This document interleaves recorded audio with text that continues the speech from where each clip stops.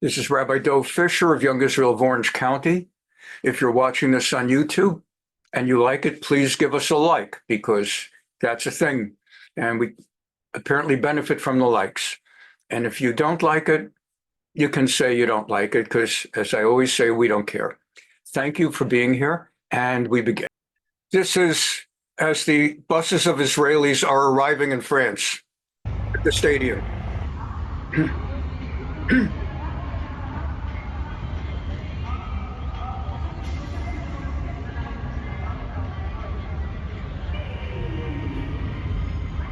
As you know, a week ago it was riots in Amsterdam, and then the Israeli national soccer team came to play against France in Stade de France.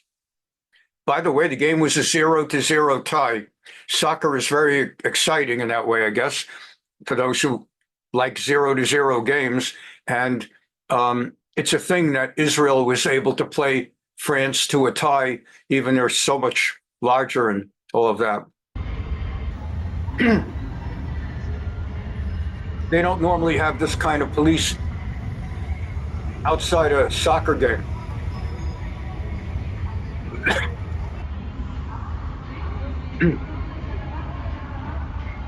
But they were on full alert because of what happened in Amsterdam. They had like the country's police departments were out there.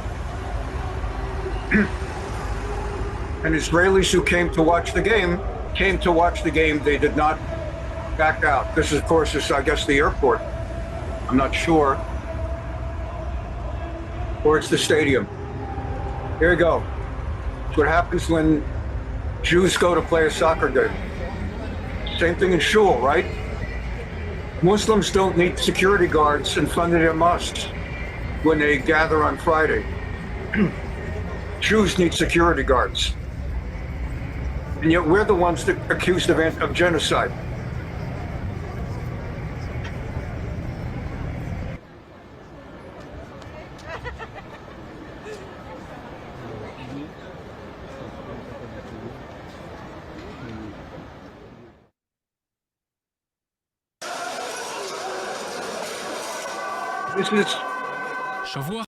This is France right before the game, or in advance of the game.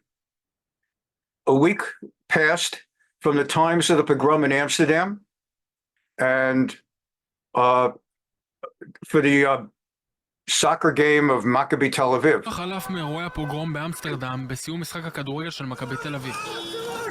This is France. Europe is absorbed anti-Semitism like crazy, and specifically as a result of these pro-Palestinian. There's no such thing as Palestine, so there's no such thing as Palestinian. These pro-Arab riots. האנטישמיות שגואה בעיקר בעקבות המחאות הפרו-פלסטיניות, וכעת העיניים נשואות לבירת צרפת פריז, שם יערך הערב משחק כדורגל טעון בנבחרות צרפת. And now it comes over to Paris, where this evening, not literally tonight's evening, but when the report was out earlier in the week, there will be a soccer game between the teams of the national teams of France and Israel. Thankful also for those who are enough brave, I would say, because I have a lot of friends around Paris who would like to come and visit the game. You'll notice from his medallion, he's a player for Israel. There's a lot to be said about that also. Okay. Part of them cannot, part of them a bit afraid. האירועים לקראת מה שמכונה המשחק הפוליטי החלו כבר בראשית השבוע.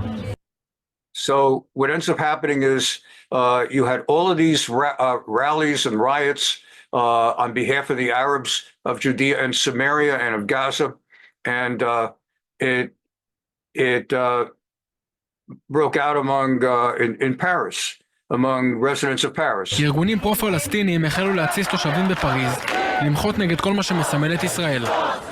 המחאה גלשה לאלימות והעשייה היא האמש. It got more and more violent each night, and most violent last night. That is night before the game. השלטונות בצרפת חוששים מאובדן שליטה. כדי למנוע את שחזור הפרעות באמסטרדם, the French police are out in enormous force in order to prevent a recurrence of what just happened in Amsterdam. כ-4,000 שוטרים ו1,000 מאבטחים יוצבו סביב האצטדיון שבו 4,000 police and another 1,000 security stood around the stadium where the game would take place. יערך המשחק. Bien évidemment, ce qu'on a retenu d'Amsterdam, c'est qu'il faut être présent évidemment dans l'espace public, assurer une protection optimale de l'ensemble des spectateurs. We're setting up all this because we want all the spectators to be safe and to send a further message that France is against anti-Semitic violence. Macron went to the game. כדי להעביר מסר שצרפת נגד האלימות, 3 מנשיאי הרפובליקה צפויים להגיע למשחק. אוהדים רבים מישראל לא צפויים להגיע למשחק. Many Israeli fans are not expected to show up because of what happened in Amsterdam. However, those who do want to come in their large numbers are Jews who live in France. אבל מי שכן מתכוונים להגיע בהמוניהם הם יהודים שחיים בצרפת. Interestingly, France has like the third largest Jewish population in the world. There's the United States. There's Israel, United States. There's what's left of the Jews in Russia and France. France is much more of a Jewish population than the United Kingdom. So it's the third largest Jewish population outside of Israel. And the Russian population, of course, as the Ukraine population, both have shrunk enormously in the last 30 years. 1 million have left for Israel. Des milliers dans le stade à montrer qu'on est debout. There are going to be thousands of us at the stadium to show that we are standing proud and worthy. On est fiers, qu'on est digne, que malheureusement des moyens colossaux policiers sont déployés pour assurer notre... To our regret, they had to set up enormous security to protect us. We regret that it requires that, but they have done that. She, of course, is an Israeli reporter for Channel 14. Sécurité. מאז המלחמה, כל משחקי הקבוצות הישראליות בחו"ל הפכו להיות אירועים רגישים. What has now unfolded is that all Israeli sports events in Europe become highly sensitive and emotional moments. Typically, it's the basketball games. They have a basketball team that competes in a European league and competition and the soccer games. It's not possible to play these sports overseas without heavy security. Again, I'm thinking of shuls. I'm thinking of the outrageous reality that synagogues throughout the world have to hire security, and yet mosques don't have security, churches don't have security, except in Muslim countries. אפשר לשחק בארץ בשלב המצב הביטחוני, וכאשר משחקים בחו"ל יש בעיות של מחאות אנטישמיות. And likewise, when a team goes to play in Europe, you'll always have anti-Semitic marches as well. אמר לי שר החוץ הצרפתי שהם באים עם כוחות מאוד גדולים היום, כדי להבטיח את הביטחון גם שלה. This is the new foreign minister, the equivalent of Secretary of State of Israel, Gideon Sa'ar. And Gideon Sa'ar is telling Yaakov Verdugo of Channel 14 that we have to do what we've been seeing. אנחנו נקווה שיהיו ימים אחרים, אבל אנחנו יודעים שיש היום אסלאם רדיקלי באירופה. And by the way, that would happen in the United States if we don't seal off the border. We already have too many, and it would seal, unless we seal that border. And you're going to find all these left-wing Jews running to court every time the government tries to seal the border and keep radical Muslims out of the country. You're showing a clip of Israel scoring a goal and winning 3-2. Not sure. 31 שנים חלפו מאז הניצחון ההיסטורי של נבחרת. It's been 31 years since the historic victory of Israel in this stadium against France, that Israel actually beat France. ישראל בפארק דה פרנס, ניצחון דרמטי 3-2.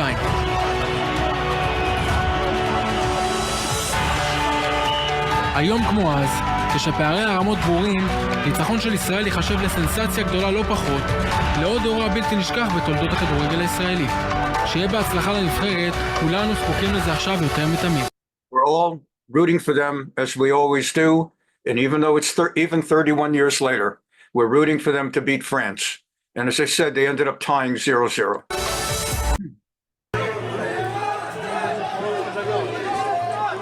And this is what it looked like, not outside the stadium, but again, in the streets.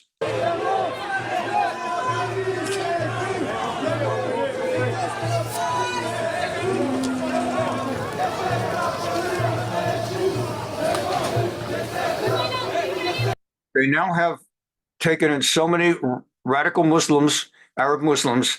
The Arab Muslims now make up somewhere like 5 to 6% of the population of France, which is more than enough to swing a national election. And unlike Jews, they bullet vote for whichever party they feel is going to kowtow to them. And when you look at like America's recent election, if you would have a swing of 6 points, 6% either way, I mean, that's it. And that's why parties in America kowtow to certain groups that represent that larger population group, that bullet vote, that vote solidly. Jews, we make up 2%, and we're not united the way we vote. But these people are 6%, and that's why France, part of the reason that France is among the Europeans that take the lead against Israel, calling for embargoes, because each party needs the Arab Muslim vote.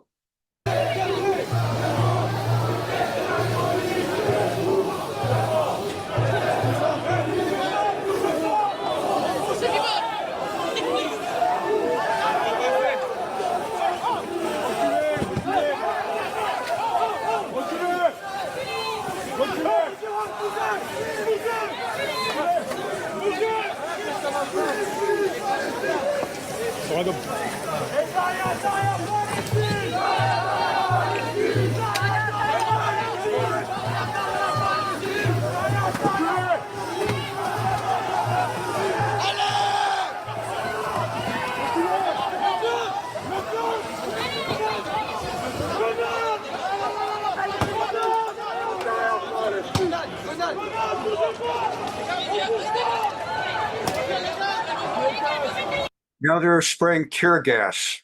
As you can see, that smoke. So that's tear gas.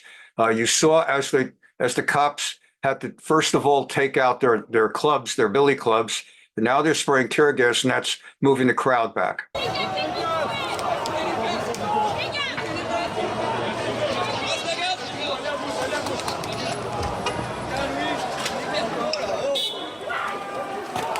And of course, the thing is, when you spray tear gas, if the cops don't have masks on and the wind turns the other way, they end up essentially spraying themselves with tear gas.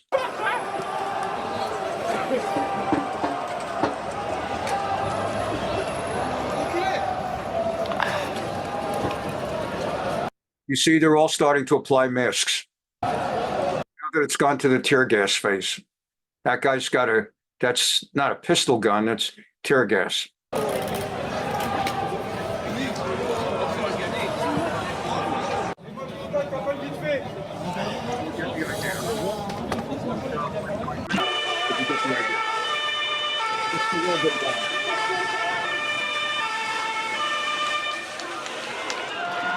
And that's water cannon.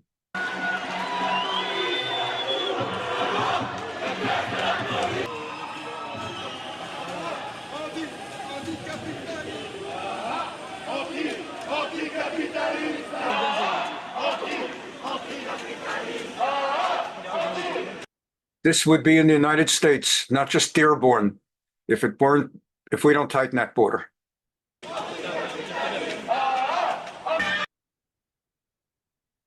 Like. We beginnen vanavond met belangrijk nieuws rond de ernst. Now this is after the pogrom in Amsterdam. There are calls on the mayor of Amsterdam to resign. This report, I guess, is coming out of the Netherlands. Oh, no, out of Con 11. So this is coming out of the Israeli Channel 11, their public broadcasting, like PBS. In the aftermath of the riots in Amsterdam, Ongeregeldheden in Amsterdam rond de wedstrijd Ajax-Maccabi Tel Aviv. Daar zijn... כמעט שבוע מאז המתקפה על אוהדי מכבי תל אביב, משטרת אמסטרדם עדיין חסרת אונים, ובידה לא גדל מספר העצורים מתקרית הלינץ' בשישי לפנות בוקר, עדיין 4 במספר. they're referring to this in Israel both as a pogrom and as a lynch. That's a word that's used in Israel. When we think of lynch, we think of the KKK tying black people or Leo Frank and 1 or 2 other Jews to trees. Lynch technically is anybody who basically gets kind of picked off and then killed just by a mob. And so Israel, they're referring to it as a lynch. ואין התקדמות בחקירה, פונים לחשודים עצמם בבקשה שיסגירו את עצמם. Besloten 5 van hen vanavond met een zogenaamde blur te... We've decided to they're gonna. I think it means they're gonna press charges on 5, and most of the 62 that were arrested will let go. Laten zien. En als die mensen zich niet melden, dan worden hun beelden vrijdagavond om 8:30 herkenbaar getoond. We're going to press charges against 5 of them. We don't have them in custody if they don't present themselves to the police. We've got pictures and we're going to find them. Elke verdachte heeft een eigen nummer. Herkent u nu zichzelf? Meldt u zich dan zo? This is from Amsterdam. It's on Channel 11 Israel. Bring you Amsterdam statement that if any of you know these people and see yourselves, you better hand yourselves immediately over to the police. Snel mogelijk bij de politie. החוליגנים נדרשים ליצור קשר עם המשטרה, ולא תהיה סנקציה, יחשפו את פניהם. Doet u dat niet, dan gaat dus dat waarsje van uw gezicht en wordt u herkenbaar getoond. And if you don't give yourselves up, we're going to press tougher charges. So call immediately the number 0800 up and give yourself up. Bel 0860 70, het gratis nummer van de tiplijn van de politie. En hoe is het in hemelsnaam mogelijk? And of course, this is Geert Wilders, the leader who is so incredibly pro-Israel and has been warning for decades about the increasing influx of Muslim Arabs into Amsterdam. And he says, how the hell is it possible that on this evening and night, after a soccer game, Mogelijk dat er tijdens die avond en nacht na die voetbalwedstrijd niemand van die islamitische jodenjagers is gearresteerd. not one single person. How the hell is it possible on this night after the soccer game that not one person who was involved in hunting down Jews among these Muslims were arrested? ובפרלמנט ההולנדי היום דיון מיוחד בליל הפוגרום באמסטרדם, מנהיג הימין חירט וילדרס דורש לפטר את ראשת העיר שתחתיה. So today in the parliament, Geert Wilders was leading a motion to demand the resignation of the mayor of Amsterdam. שירותי המשטרה, על אוזלת ידה במניעת התקרית, אבל היא לא היחידה אליה הוא מפנה את זעמו. But she's not the only one that he was targeting in his speech. It is a scandal, an awful scandal, that these criminals are still circulating freely. Ongelooflijke schande dat al die daders, dat die allemaal nog vrij rondlopen. Ze moeten worden opgespoord. We have to find them and bring them to justice. Ze moeten worden vervolgd en ze moeten een zo zwaar and they have to receive the most strict and severe punishment possible. mogelijke straf krijgen en daarna moeten ze als ze een dubbele nationaliteit hebben, hun paspoort afpakken. And for those that are not citizens, we have to take away their passports and expel them from our country as soon as possible. En zo snel mogelijk als het kan ons land uitknikkeren. הולנד עוסקת שנים בשאלת הגירה ואינטגרציה, סובלנות Holland is actually deeply immersed in a discussion internally about the immigration, the entry of all these Muslim Arabs, and the failure to integrate them, or their refusal to integrate into the Dutch way of life. לאחר, לעומת דרישה שהאחר יכבד את ערכיה הסובלניים של המדינה. There's an effort to get them to adopt the policies, the culture of tolerance in Amsterdam, and it's not working. עוד בליל חמישי הביאו את הוויכוח הפנימי בין ימין לשמאל לנקודת רתיחה, כשווילדרס מושך אליו את רוב האש. So the riots against Israelis actually has set off a much more intense internal debate politically between the right and the left about the whole issue of immigration into Amsterdam. Wat u doet, is gewoon de boel ophitsen. Dit land verdedigen. This guy of the Labour Party, Manhig HaLabour HaHollandi, this leader of the left wing,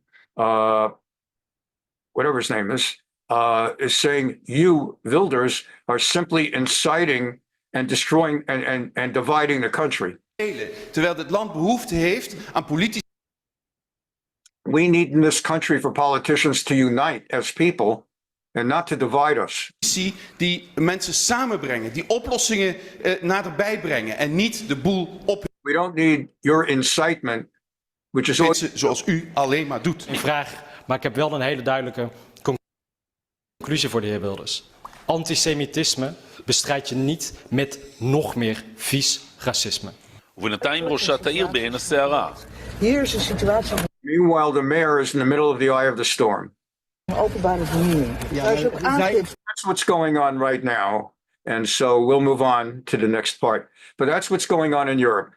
France, Holland. Nee, niet op mij schreeuwen. מברלין. This week, an Israeli soccer team competed in Amsterdam. After the game, the Israeli soccer fans were hunted in the streets outside of the stadium. Jews were punched, kicked, stabbed, and thrown into the river, while mobs attempted to lynch others. Jews were brutally pursued with a bloodlust reminiscent of October the 7th and what can only be described as a modern-day pogrom. In fact, this violence occurred on the eve of Kristallnacht, known as the Night of Broken Glass, which happened on November the 8th through the 11th in 1938, and last week the Jews were once again under attack in Europe. The world knows the details of what happened because the attackers filmed their assault and proudly posted it online. Wake up, America! What do you think would have happened to the Jewish people had Israel not sent planes to rescue them? Where could they have gone? Nowhere but Israel. For anyone that continues to be confused about Jewish hatred, let me be clear. This is what happens when you make anti-Semitism fashionable on a global scale. This is what happens when you normalize denigration, dehumanization, and isolation of the Jewish state and its people. Israel has always existed. It was created by God Almighty, the boundaries of which were recorded in the Bible. The nation of Israel has always been the home of the Jewish people, and it will always exist. If there is a line to be drawn, then draw the line around both Christians and Jews, because we are one. Israel lives, yesterday, today, and forever. I was just thinking, let's clear the palate for a moment. And since we're talking Bible, Pastor John Hagee talking religion and Bible, let's just take a little bit of a clear the palate moment. The story of the red heifers. So for this, we have to look at the book of Numbers. That is Sefer Bamidbar, Perek Yutet, chapter 19. And if we're lucky, we'll even get it. There we go.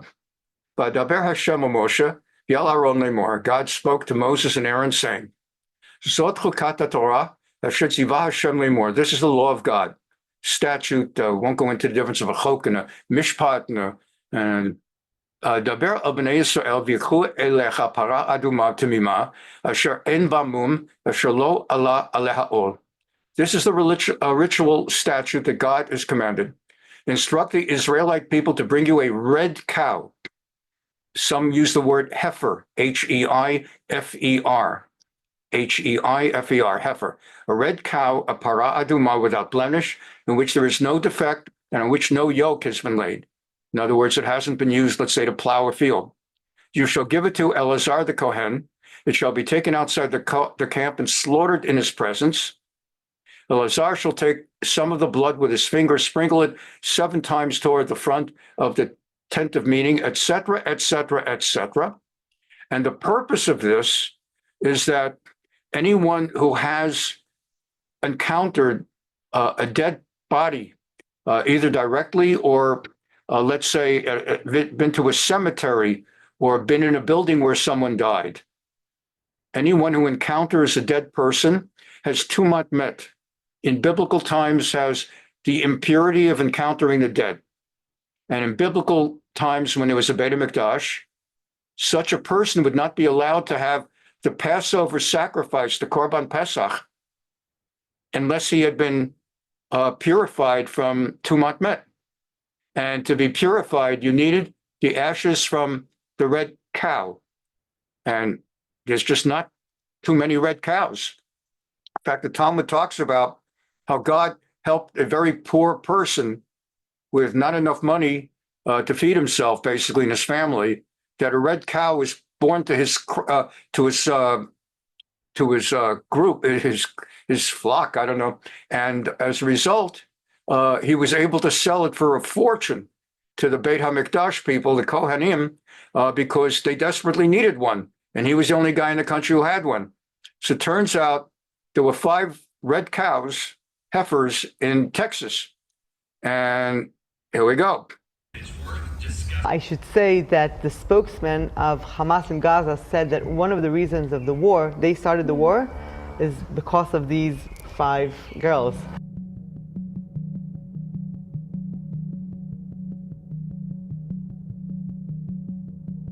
Okay, this is Shiloh was in Samaria. That's the northern part of what the Arabs call the West Bank, namely Samaria, Shomron. It was in the northern kingdom, and she'll tell a little bit about its history. We're only going to have about a few minutes of her, but it's very interesting. This is really something exciting that's going on here in ancient Shiloh. We're here where the tabernacle stood first time, 369 years, the first capital city of Israel. And just now in Sukkot, we have brought here the 5 red heifers from Texas. It's an amazing thing, and people are coming from all over to see them. And the titles, the captions that YouTube is putting up, they refer to the heifer. They pick it up as H-E-E-R, but it's actually heifer, H-E-I-F-E-R, these 5 red cows. This is a place that they should be, because this is a place that they used the ashes of the red heifers back in time when people wanted to come to the tabernacle. And this is a place that we're hoping to be ready for the right time. So let's back up. What is the tabernacle? So the tabernacle actually is a small temple that was here in Shiloh before Jerusalem. This was the first capital city of Israel, and after 369 years it moved to Jerusalem, and then Solomon built it as a temple, a much bigger, nicer temple, and then Jerusalem became the capital city of Israel forever. But this was the first place. So here's where Samuel the prophet grew. Here's where his mother Hannah prayed for a child. This is where Joshua ben Nun divided the land into tribes. And this is a place where the girls danced in the vineyards, in the book of Judges. So many important. We learned that on our Thursday night class a few months ago about Tu B'Av, the 15th of Av, where the girls would come out and dance. Stories from our history happened right here in Shiloh. We found here amazing findings that prove that this is Shiloh. For example, an inscription in Greek that meant the titles, the captions are saying C-H-I-L-O, but it's S-H-I-L-O, Shiloh, first capital of Israel, later became Yerushalayim. Actually, first David was in Hebron, then Yerushalayim. Mentions the name Shiloh. So today, all the archaeologists agree that we are actually in the biblical Shiloh. Wow. All right, now red heifers. When's the last time there was a red heifer in Israel? Probably 2,000 years. Wow. And so how did you find them? They're from Texas. How did this all happen? So what happened is that a group of people had in mind that we have to find red heifers. Like all these years passed, and this is mentioned in the Torah, mentioned in the Bible, the time has come to look for them. And they realized that all these years they were looking for the red heifers inside Israel. Now, Israel is a small country, so it's reasonable that it's hard to find. They studied the subject and they found that there's a special kind of cows called red Angus that are raised mainly in Texas. And they started to go from farm to farm to look for the red heifer. It's hard to find because the red heifer has, it's mentioned in the Torah, 5 conditions that the heifer needs to be perfect. So it needs to be the same color, not even 2 hairs in a different color. Now, when the Torah says red, it doesn't mean red like ketchup, because there are no cows in nature like ketchup, but it means like brownish red. So this is the right color. So it was a miracle because it was right after COVID, and the guy that was supposed to come and tag the calves was sick for a while. Oh, wow. And all the calves that were born at that time had no tags, so they could find kosher and qualified calves. Understand the concept of mum, the concept of a flaw, the very act of tagging. They tag the calves so they know which I don't know what's called, state. I'm looking for the word. I'm using the word flock. Just bear with me. But to know who owns it, in case they wander off, to know who it belongs to, like a dog tag or something. But the very act of tagging the animal and making that little puncture in the animal makes the animal invalid according to the Torah halacha. That constitutes a so-called mum, or a flaw. So even though they might have a whole bunch of red heifers at that Dallas or Texas place, whatever, none of them could be used. But the miracle was, because of COVID, that the guy who was supposed to do the tagging was out, and they found these heifers before they got tagged. And in one farm, I mean, they went from farm to farm, and it was very hard to find. And then somebody told them that there's one farmer that has the most beautiful cows. His cows win Miss America every year. So the head of the institute called him and he said, "Shalom, this is Hanan from Yerushalayim. I know it sounds weird, but I'm looking for a red heifer." Oh my, yeah, cows. And he said, the farmer said, it's not weird. I know all about the red heifers. I'm Christian. I know the Bible. Wow. And not only that, when I decided to raise cattle 30 years ago, I chose the red Angus because I thought maybe one day my cows will serve the temple. A Christian man. A Christian man. So what would have happened to these cows if you guys didn't get them? Would these have been beef or... A hamburger? So he would have been a hamburger. And now they're here living in ancient Shiloh. Right. So yes. What does it say about the red heifer in the Bible? So it says that if a person, a family, a woman wants to enter the temple, it can't be from today to tomorrow. They have to go through a process, because all of us get in contact with dead, either in a hospital or in a funeral. And once you get in contact with dead, you're unpured. Mm-hmm. The temple is called in the Bible the house of life, Beit Chayenu. So it's the presence of God. And before you go to the place where it's full with the presence of God, you have to go through a process to get purified. And the process, it says in the Torah and the Bible, that you have to make a ceremony with using the red heifer, mm-hmm. and using the ashes of the red heifer, and mixing it with live water, mm-hmm. water that comes from the springs. It's actually mixing the source of death, which is the ashes, and the source of life, which is water from a spring, and then sprinkling it on the people that want to come to the temple, mm-hmm. on the 3rd day and the 7th day. Then they go to the ritual bath, and then they're pure and they're ready to go to the place where the presence of God is. Gotcha. The idea is that we'll have people here from all over to see Shiloh, to see the place of the Mishkan, and to learn about the subject of the red heifers, which is very spiritual and interesting and amazing. They will enter the visitor center, and then they'll see like a movie, and the screen will go up, and from a window they'll see the red heifers. Okay, getting serious again. Israel has intensified like crazy the last few days, the attacking in Lebanon. It's understood they just recently used a 2,000-pound bomb to take out a 14-story apartment building where Hezbollah leaders and material were being stored.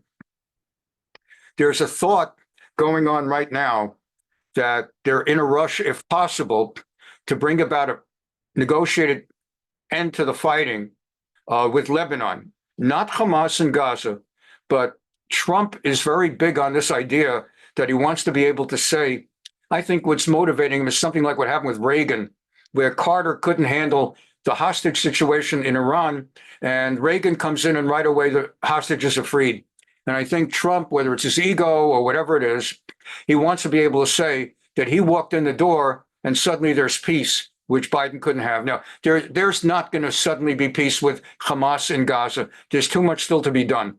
But in Lebanon, Israel is not necessarily anymore trying to wipe out Hezbollah. They'd like to, they're trying, but they're not going to do that. Not because they don't want to, but because practically they can't get it done. The goal in Lebanon is to push Hezbollah out of southern Lebanon, north of the Litani River. If they can get an agreement that southern Lebanon is a no man's land, except for what's called the South Lebanon Army, or something like that, the SLA, which is a completely useless army. It's like the kind of armies when they do Civil War reenactments, they're useless fighters. But the idea is to put them and UNIFIL, the United Nations interim force in Lebanon, that also is useless. But the idea is they want to get a deal, which was the original deal from like 30, 40 years ago, that South Lebanon would be no Hezbollah. They must be north of Litani. And if they can do that, the word is that Israel would stop fighting in the north and go back to dealing both with Hamas and whatever they're planning to do in Iran. So to try to add to pressure, because there's some indication that Hezbollah might be willing to do it now that their entire leadership has been wiped out along with 80% of their weapons. Israel's actually hitting them with these 2,000-pound bombs. And the other thing, keeping in mind, if they drop a 2,000-pound bomb a month ago, then Harris and Biden start talking about embargo. But now Harris and Biden have their wings clipped. So even the idea of an embargo, if Israel has enough bombs, 2,000-pound bombs to last them 2 months, the assumption is that when Trump comes in January 21, he'll send them whatever they need. So they're acting a little bit, again, just to get a picture of what that looks like. Let me take this perpetual thing off the screen. This is what we're talking about. So here's Israel. Here's your border. And this green is Lebanon. Up here is Beirut. As all capital cities, it's on the water, so you have harbor and for trade. And Lebanon Mountains, Bekaa Valley. Here's the Litani River. So Israel wants Hezbollah to be pushed north of here on a theory that their rockets will not be able to reach and do as much damage and will be easier to intercept anyway. And it will be the job of the SLA and of the UNIFIL to stop them. And if they don't, the understanding is Israel will do more. So to increase the pressure, Israel now is bombing Beirut, which is all the way up here, because this is the place that Lebanon cares about. Because when you bomb this area, there's a certain sense like, oh, who cares? But here, it's like they're wiping out the capital of Lebanon. And so that's what's going on. So I have two things I'm going to show you from this week.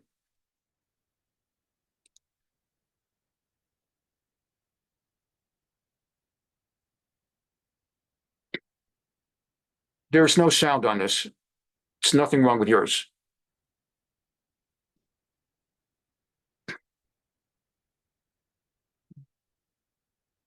And the point is that underneath the buildings are all this infrastructure for weapons and rocket launchers and additional rocket launchers. And people don't report that in the media. When the media talks about Israel drops 2,000-pound bomb,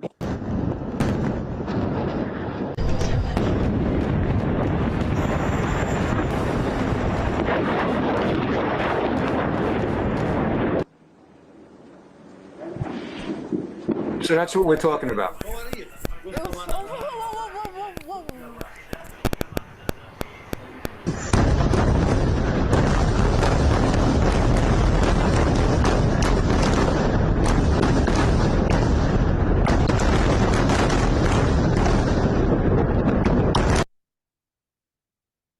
And again, the news doesn't report when they say that Israel did something like this and it's genocide.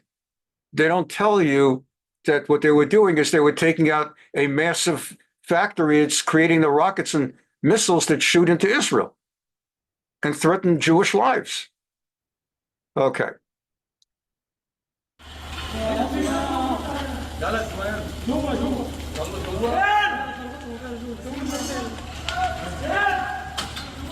This is all this week.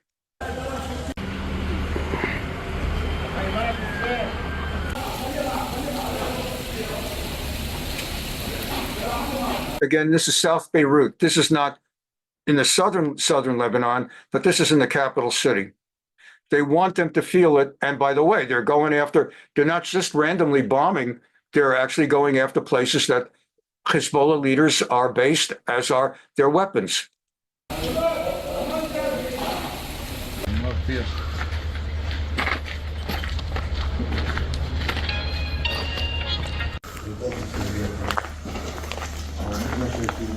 And you could see that there's purpose, because if they wanted to do Dresden and genocide, you wouldn't have all these nice buildings standing fine.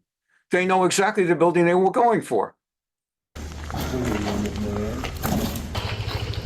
If they could take out that building, they could take them all out.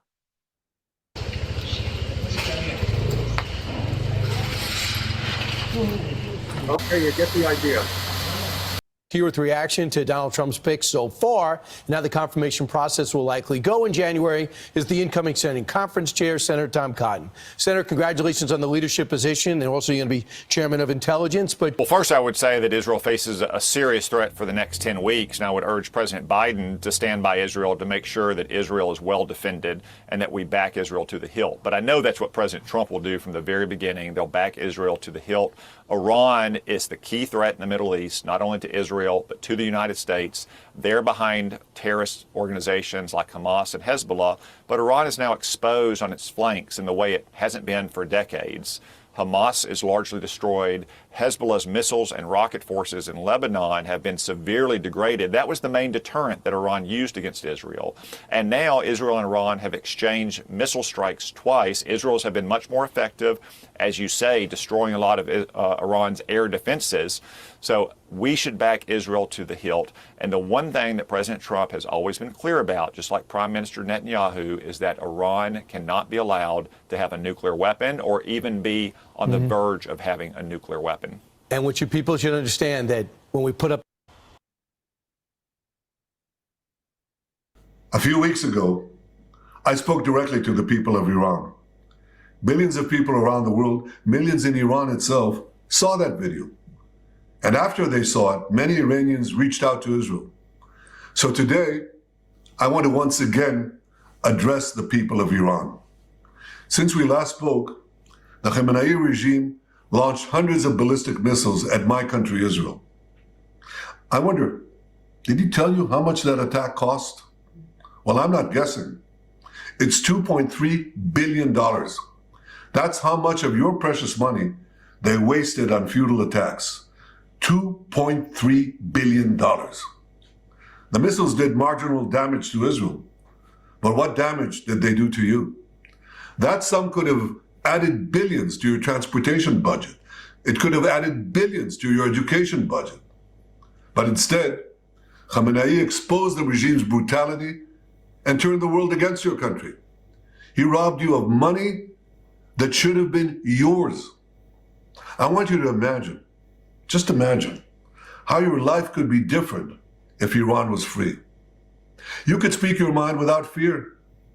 You could make a joke without wondering if you'd be carted off to Evin prison. Close your eyes. Picture the faces of your children, beautiful, innocent souls. Think of the endless potential they would have. Their entire lives are ahead of them. Imagine how your children's lives would look if billions of dollars were invested in them instead of being wasted on wars that can't be won. They would receive world-class education. You would receive beautiful roads, advanced hospitals, clean water. You know, Israel has the world's most advanced desalination system, and we'd be happy to help rebuild Iran's collapsing water infrastructure. These and so many other things are the things you could have. But that's what Khamenei's regime denies you every single day. They obsess about destroying Israel rather than about building Iran. What a shame. Another attack on Israel would simply cripple Iran's economy. It would rob you of many more billions of dollars. I know that you don't want this war. I don't want this war either. The people of Israel don't want this war. There is one force putting your family in grave danger. The tyrants of Tehran. That's it. But there's also good news. Every day, that regime gets weaker. Every day, Israel gets stronger. The world has seen but a fraction of our power. Yet there's one thing Khamenei's regime fears more than Israel. You know what it is? It's you, the people of Iran. That's why they spend so much time and money trying to crush your hopes and curb your dreams. Well, I say to you this, don't let your dreams die. I hear your whispers. Women, life, freedom, zan, zandagi, azadi. Don't lose hope. And know that Israel and others in the free world stand with you. The regime wants to destroy your future as they seek to destroy our state. Well, we won't let that happen. I have no doubt that one day in a free Iran, Israelis and Iranians will build together a future of prosperity and peace. That is the future Israel deserves. That is the future Iran deserves. Together, let us turn this beautiful dream into a reality. Dear ladies and gentlemen, my name is Dr. Mordechai Kedar, and I'm a researcher at Bar-Ilan University at Begin Sadat Center for Strategic Studies. I served for 25 years in the Israeli military intelligence. I speak Arabic fluently. I read Arabic fluently. I write in Arabic, and I'm much interviewed in the Arab media about the Arab world and the Islamic world as well. Many people are talking day and night about the two-state solution as the only solution for the problem between Israel and the Palestinians. Ladies and gentlemen, let me tell you something. The two-state solution is no solution. On the contrary, this is actually the preamble for the next vicious war. And why do I say this? Palestinian state, everybody look at this as something which will be peaceful, will live peacefully with Israel side by side, and Palestinians and Israelis will be able to sit around one fire and sing Kumbaya together, only if there are two-state solution. This is wrong, because the Palestinian state will inevitably turn into a Hamastan. How do I know? As we all remember, in January 2006, Hamas won the elections for the Legislative Council in the Palestinian Authority. It can happen again. Until this very day, Hamas has the majority of the seats of the Legislative Council in the Palestinian Authority. And therefore, officially, Hamas should control the Palestinian Authority. And it can happen again and again and again. If there is a Palestinian state, by elections, Hamas will win, as they already won in 2006. And we all also remember what happened in June 2007, when Hamas took Gaza over by force, with the guns. It can happen again in the Palestinian state, as it already happened in Gaza. Means that either by elections or by guns, the Palestinian future state will inevitably become another Hamastan. Means that what happened on October 7th, the massacre, will return on steroids when Hamas will control and rule the Palestinian state, which too many people in the academia, in political echelons, in the blogosphere, many people think that this is the only solution. this is not a solution. This is something which will bring about a Palestinian state which will be inevitably another Hamas. Therefore, it's definitely not a solution. So what is the solution for the Israeli-Palestinian problem? The only one is the Emirate solution. The Emirate solution means to establish 8 Emirates for the Palestinians. One emirate in the city of Hebron for the clans of Hebron. Another one in Jericho for the Arikat clan, which controls Jericho. Another one in Ramallah for the Barghoutis. Another one for in Nablus for the clans of Nablus, Masri, Tukar, and Shaka. Another one in Tulkarem for the Karmis. And another one in Kalkilia. And another one in Jenin. Means city-states in Judea and Samaria of the Palestinians or the Arabs, while Israel should forever be in the rural areas in order to make sure that these cities do not become another Hamastan. These cities have all the prospects to become flourishing countries, as the Emirates are, because the Emirates like Dubai, Abu Dhabi, Kuwait, Qatar, are all based on clans. And this is why they are successful states, because each and every one is homogeneous, one single clan. Therefore, this is the only solution which corresponds with the sociology of the Arab world. Therefore, this Emirate solution has prospects to succeed in Gaza as well. Gaza should be divided to 5 districts according to the clans of Gaza in order to establish 5 Emirates on the ruins of the Hamas regime in Gaza. This is the only solution which will provide stability and therefore prosperity to the Palestinians, while give peace to everybody, to the Palestinians and the Israelis alike. Please learn about this, about the Palestinian Emirate solution, and definitely not one big Palestinian state, which will inevitably become something like Syria or Iraq, a failing state, or another Hamastan. Thank you so much for listening, and if you have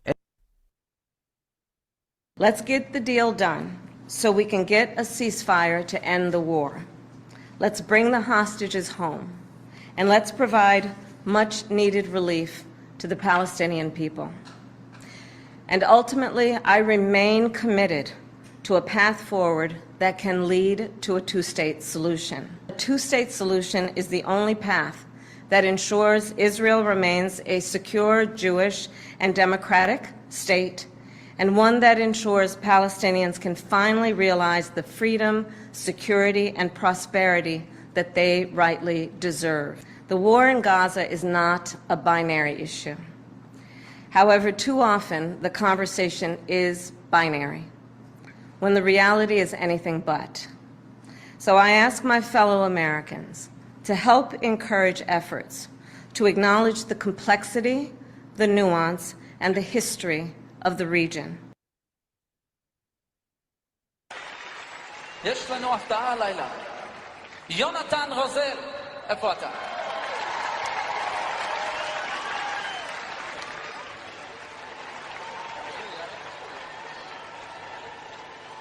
אז ערב טוב לכולם. והשיר הזה, מילים מתוך ההגדה של פסח,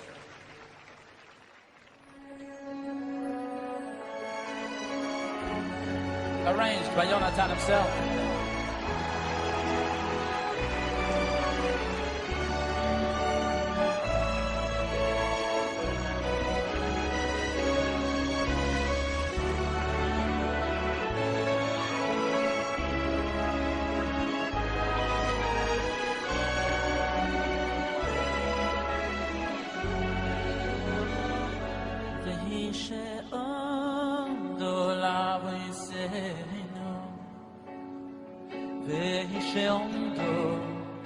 לבסנו ולנו שלא יכול בלבוד ומעדות לך נשינו, ומה עולנו לך נשינו. והיא שעמדה לאבותינו, והיא שעמדה לאבותינו ולנו, שלא אחד בלבד עמד עלינו לכלותנו, עמד עלינו לכלותנו. הקדוש ברוך הוא מצילנו, ימצילנו, ימידו. הקדוש ברוך הוא מצילנו, ימצילנו, ימידו.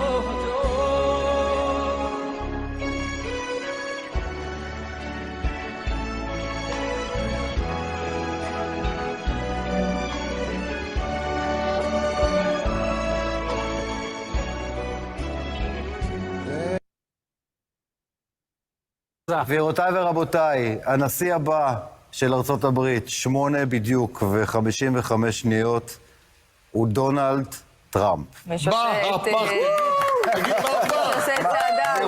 ורבותיי, מהפך. כן, אוקיי. יאללה. אגב, אני מדבר פה באוזניה. אתה יודע מי שומר את המפתח בבית הלבן של המטבח הכשר? אתה יודע שבבית הלבן בקדנציה הקודמת הכשירו מטבח שלם בגלל הבת שלו, אז המטבח הכשר כנראה יוכשר עוד פעם, גם אתה תוכל לאכול שם. ברוך השם. שרון, העורך אומר לי באוזניה, מבקשים ממשפחת נתניהו להנמיך את המוזיקה אם אפשר. יש ברחב מספיק רעש חי. תפסיקו. יכול להיות תודה.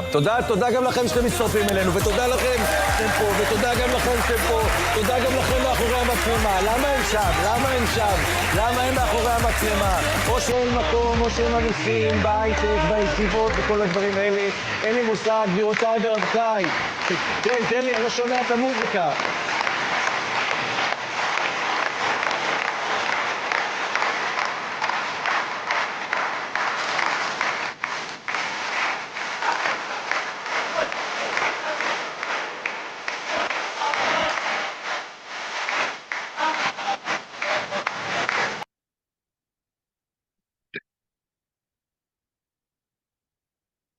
President-elect Trump choosing Mike Huckabee for the job of U.S. ambassador to Israel. Now, this is a decision that would have huge ramifications. And we have a very different view on policy, what Huckabee's put forward, than any other ambassadors, so publicly, who have served in that role. K-File tonight is revealing that Huckabee said, quote, "There's really no such thing as a Palestinian." Never mind a state. Huckabee making extensive comments on this topic when he was running for president in 2008. And Andrew Kaczynski of K-File joins me now. In the context of the war and the fears that it could become a much, much bigger war, this reporting is so crucial. What more do you know about what Mike Huckabee has said? Right, and this nomination of Mike Huckabee as ambassador to Israel, this is a extremely hawkish pick by President-elect Trump. He has a track record of highly polarizing comments on the Israeli-Palestinian conflict. These views go back years, with him repeatedly questioning the legitimacy of a Palestinian state on the border with Israel. He has said that if a Palestinian state were to be created, it should be not created where it is now. It should be created with land from the neighboring countries, Syria, Jordan, Egypt. He even described the Palestinian identity in one of the clips he found as, quote, "a political tool to try and force land away from Israel." Now, I first obtained these comments we're about to hear when he ran for president in 2016. Just take a listen to them right now. Basically, I mean, there really is no such thing as, and I have to be careful in saying this because people will really get upset, there's really no such thing as a Palestinian. There's not. Arabs and Persians, you don't have, you know, and there's such complexity within that. There's really no such thing. That's been a political tool to try to force land away from Israel. I mean, just obviously hugely significant. You're talking about he would, if anything, take land from neighboring countries. Obviously, the clear implications there would be for Israel to annex the West Bank, which is obviously seismic, if true.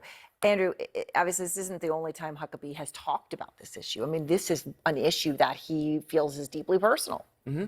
That's right. That's right. He takes trips to Israel. This goes back all the way, to 2008, where we played that initial clip from. But this is a position that he has consistently had. It is far from the only time that he has said it. He has said consistently that he opposes a two-state solution. He has said, quote, "There's plenty of land outside Israel and the rest of the world for a Palestinian state." Take a listen to him going a little bit further on that in 2015. The two-state solution, if we mean two governments holding the same piece of real estate, is irrational and unworkable. If there is a two-state solution, the Palestinian state needs to be outside the boundaries of the nation of Israel. There's plenty of land in the world that we could find a place and say, okay, let's create a Palestinian state. So we did reach out to Huckabee personally. We reached out to the Trump transition, and we asked them if he stood by those comments. We didn't hear back from either of them, so it's going to be interesting to see how all of this plays out, especially with the conflict that's going on right now in Gaza. Certainly, and raises questions of the voters and the voters who had voted for Jill Stein as an opposition to Kamala Harris, so they may feel about what and some of them even voted for Trump as well. And some of them even voted for Trump. And this is, this is what you would have thought Trump, this is consistent with the words that they've put out before. All right, Andrew, thank you very much. There are certain words I refuse to use. There is no such thing as a West Bank. It's Judea and Samaria. There's no such thing as a settlement. They're communities, they're neighborhoods, they're cities. There's no such thing as an occupation. All right, our panel is back. Stephen Collinson, Israel, Benjamin Netanyahu. Think about how this plays out. All right, Katie and Clay, thank you. Now on X, the current governor of Arkansas, Sarah Huckabee Sanders, had some very kind words for the former governor of Arkansas, that being her father, our friend Mike Huckabee, who was just nominated to be the U.S. ambassador to Israel. Governor Sanders wrote, quote, "There is no one President Trump could have picked with a greater love for the Israeli people and commitment to the unbreakable bond between America and Israel than him." Joining us with more, President Trump's nominee to be ambassador to Israel, Mike Huckabee.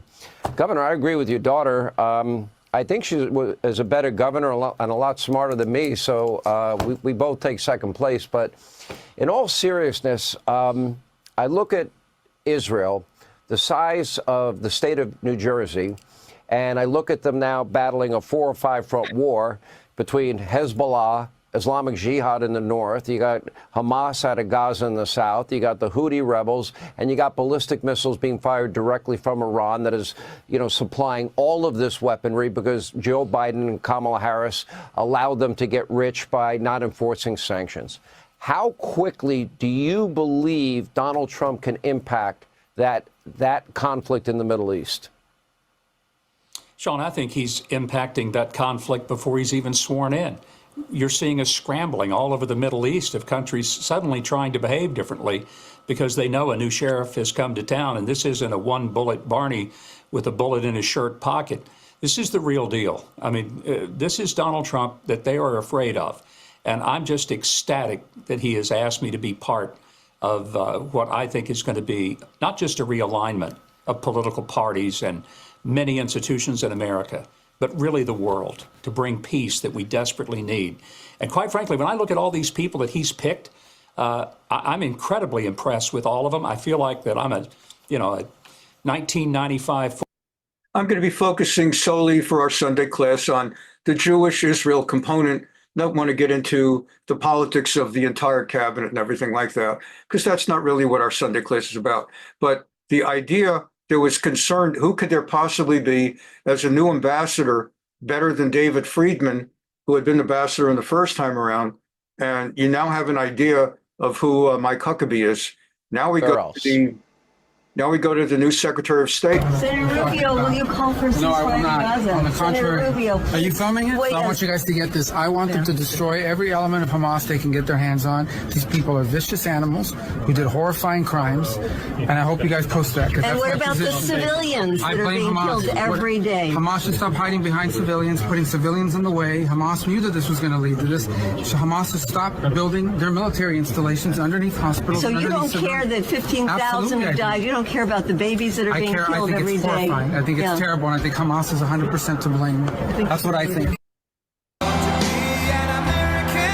כל יום מביא עמו עוד מינויים, מאחוזתו בפלורידה דונלד טראמפ בונה את הממשלה הבאה. Sources telling ABC News Senator Marco Rubio will be nominated for Secretary of State. הסנאטור מרקו רוביו ייכנס לתפקיד. Senator Marco Rubio will come into the responsibility of the foreign secretariat, the foreign ministry, namely the Secretary of State. החוץ הבכיר ביותר בממשל טראמפ, וזו לא הייתה בחירה מובנת מאליה. Little Marco. This is not something that could have been automatically predicted. They're showing what happened, 8 years ago with the nonsense that went on with Trump insulting Rubio. Do you know that in Florida, they hate little Marco Rubio so much? לפני 8 שנים התמודד רוביו נגד טראמפ בפריימריז והקרב ביניהם היה מכוער. And you know what they say about men with small hands? You can't trust them. You can't trust them. אבל מאז רוביו התייצב. So that's politics. So now they're pointing out, as an Israeli news report on Channel 11, they're bringing to the attention of Israeli viewers who are really concerned who's going to be instead of Blinken. Blinken's been horrible for Israel. And, you know, you have good ambassadors and you have bad ambassadors. James Baker was horrible. Blinken's been horrible. So many of them have been horrible. And on the other hand, Mike Pompeo was great for Israel. And before him, Rex Tillerson was not. So in Israel, it's a concern, not only who the ambassador is, but more importantly, who the Secretary of State is going to be. And so the report is telling you that Trump and Rubio had quite a thing going on 8 years ago. It's mostly Trump egging him on. And now they've made peace. מאחורי טראמפ, כעת הוא מקבל את התמורה. רוביו נחשב למומחה במדיניות חוץ, עמדותיו ניציות, בעיקר בכל הנוגע. Rubio is considered an expert on foreign affairs. He tends to be hawkish, particularly with regard to Israel. לישראל, גם מול מפגינים ומוחים שניסו לערער את ביטחונו. No, I will not. On the contrary. Are you filming it? So I want you guys to get this. I want them to destroy every element of Hamas they can get their hands on. These people are vicious animals who did horrifying crimes. And I hope you guys post that. And what about the civilians that are being killed every day? Hamas should stop hiding behind civilians. כחבר ועדת החוץ וקול מרכזי בנושא המזרח התיכון בצד הרפובליקני, רוביו נהג לצדד בעמדות ממשלת ישראל בכל הנוגע לפלסטינים, לאיראן ולמלחמה הנוכחית. Rubio has consistently supported Israel vis-a-vis Iran, vis-a-vis the current war. He's on the Foreign Affairs Department. Guy who cheerfully said, death to America, death to Israel. Now, when you're a country and someone runs an organization that exists for the specific and defined purpose of destroying you, you have no choice but to treat that person as an enemy. הנשיא הנבחר גם הכריז על מינוי מרכזי נוסף. חבר הקונגרס מייק וולץ ישמש יועץ לביטחון.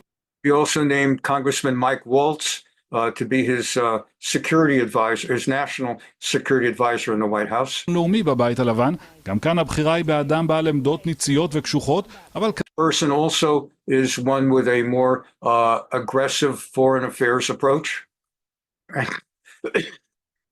and believes that America has a responsibility beyond her own borders. כזה שמאמין שיש לארצות הברית תפקיד למלא גם מעבר לים. I think at this point, the only thing that is going to stop the supreme leader from his nuclear obsession is a very credible use and threat of military force. בתחילת השבוע הודיע טראמפ על הבחירה בחברת הקונגרס אליס סטפניק לשגרירה. As we saw last week, Israelis are incredibly aware of what's going on in the American elections and the American change of administration. We saw last week how all 4 national TV stations were basically blacked out through the entire election day following the returns from America. We saw that last week. And in the same way, they're all very much focused, understandably so, on who's going to be coming in. Again, they've had to put up for the last 4 years with Biden and Harris and with Blinken and with Thomas Nides, and then they had Jack Lew. And it's an important question. Are they going to have more of the same? What kind of change will it be?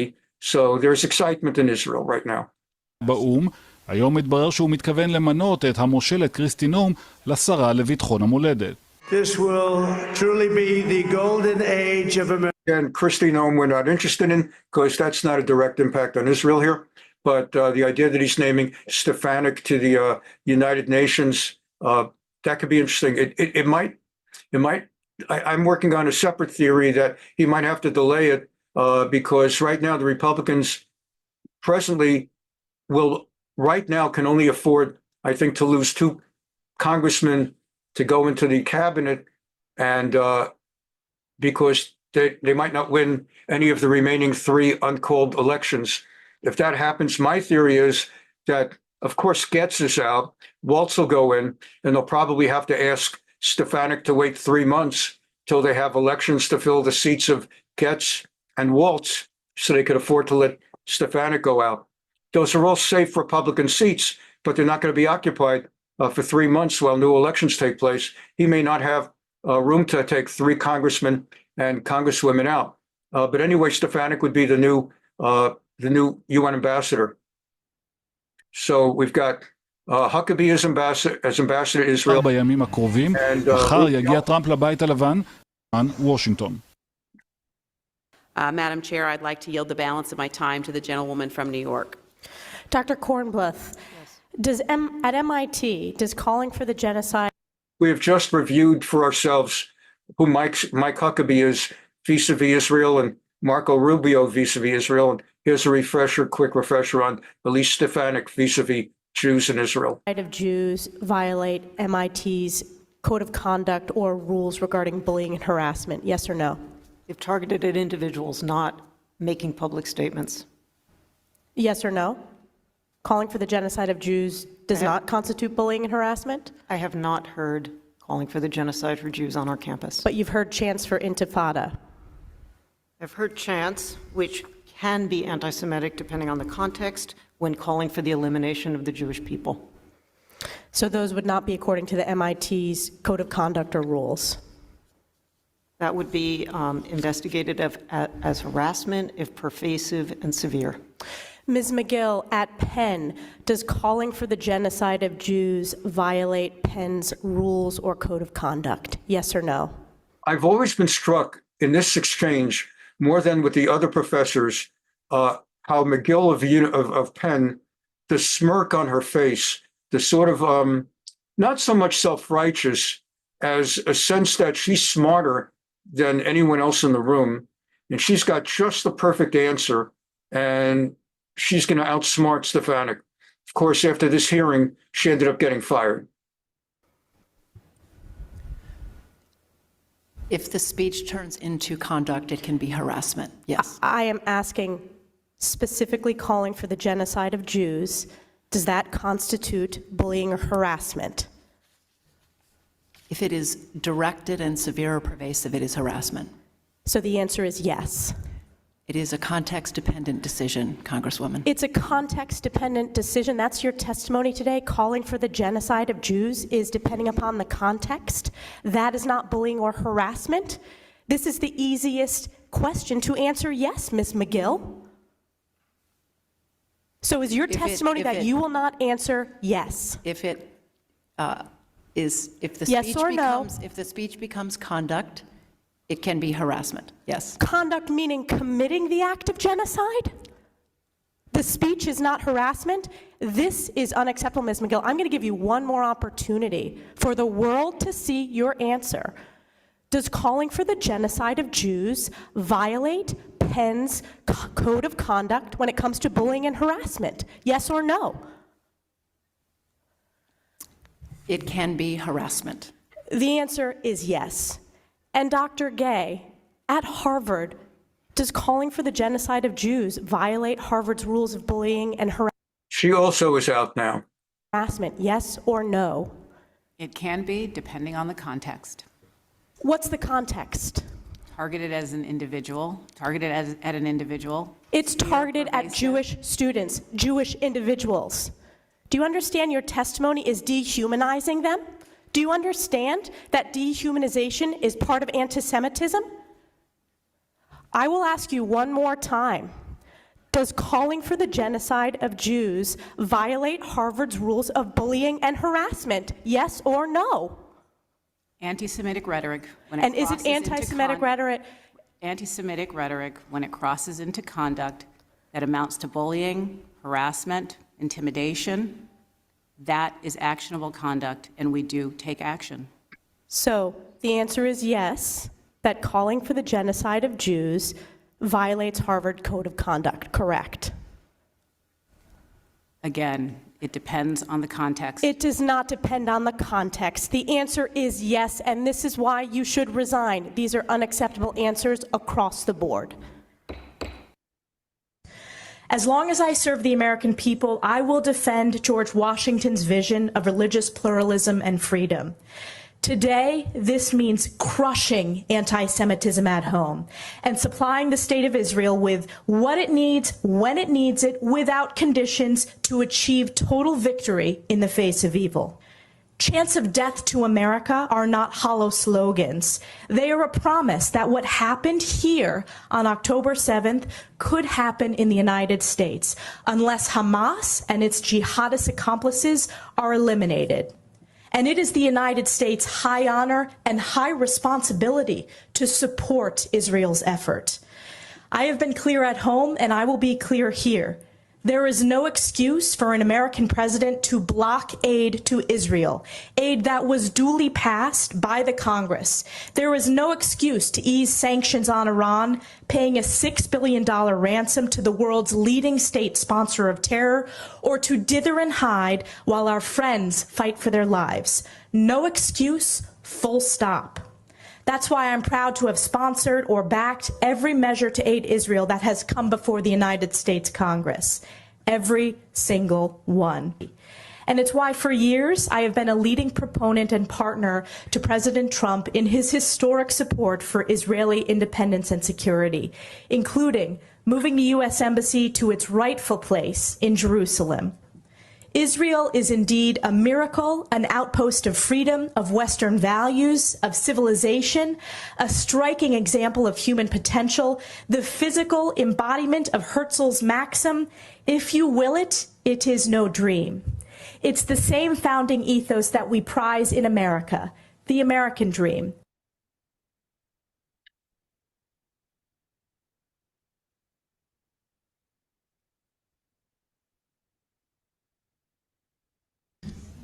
Well, it is an absolute honor to be here. Okay, this is the last one, and then we're going to be winding down for today. What's going to happen with the Pete Hegseth nomination? That one's going to be dicey, as well as the actually absurd nomination of Matt Gaetz. Again, I don't want to get into that too much, but that's absurd, and he's going to be voted down, I'm sure. On Hegseth, it's a little bit dicey, but he's been nominated to be Secretary of Defense, and it's good to have an idea of what that might mean, because a Secretary of Defense could be a bug in the president's ear to advance an embargo, to put pressure on Israel not to act in her own interests. And so it's a little bit interesting to know, where exactly does this guy stand on Israel? I'm going to put him on at the 8th minute. For time reasons. I think the 8th minute is where he gets into it a little. There we go. Okay. Bank, about Judea and Samaria, about Jerusalem, about the old city, that if revealed to the world would change the way the world sees Israel. Which is why I take a solemn responsibility in coming here and learning from Joe and from others about the truth on the ground, and then going back to America and fighting the fake news about the Arab-Israeli conflict, the Arab-Israeli peace process, the so-called two-state solution that is still drips off the lips of the intelligentsia in America today, when if you walk the ground today, you understand there is no such thing as the outcome of a two-state solution. There is one state.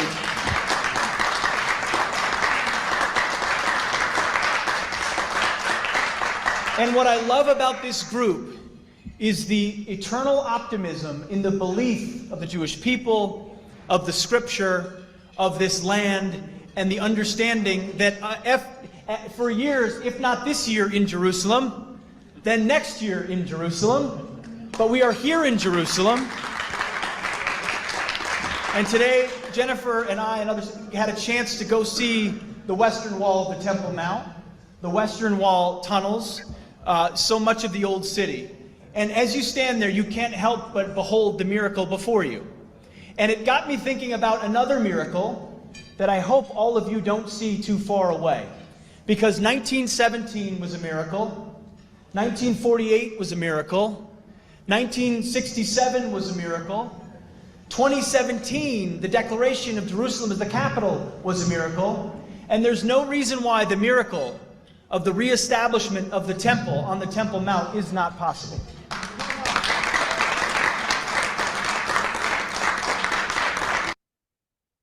There you go. There you go. Passes the test. For this honor for this evening, Dr. Joe Frager, everyone here, God bless you and God bless the state of Israel. Thank you.